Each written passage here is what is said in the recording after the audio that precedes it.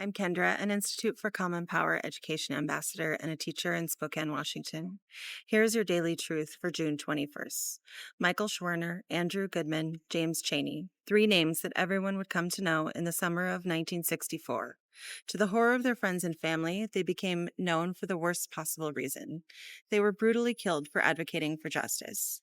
They were killed for being an interracial group fighting for the common cause of equality and for having the audacity to expect the right to vote should be universal and that we should all have a voice in our community, no matter who we are or where we live.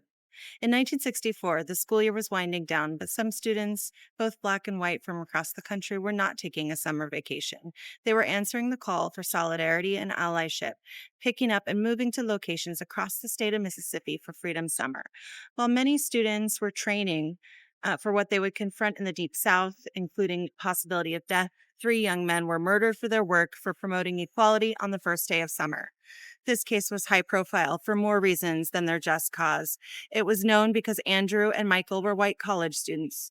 Countless other Black civil rights advocates and everyday people had been killed for speaking out for their rights, for not adhering to the white power structure, or for being in the wrong place at the wrong time. The three civil rights activists were detained after investigating the arson of Mount Zion Methodist Church that had been operating a freedom school. After they were later released, the men disappeared, and for months the outside world waited to hear their fates. Locals sowed the seeds of conspiracy lies, some with the full knowledge that local authorities and KKK members had beat them and shot them and buried them in an earthen dam on private property.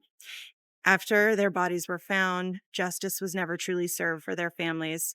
Their lives were tragically lost, but we can all take inspiration from the martyrdom of the three civil rights workers.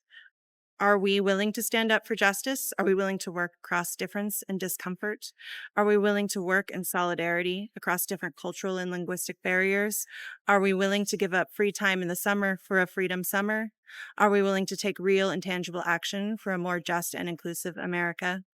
Thank you.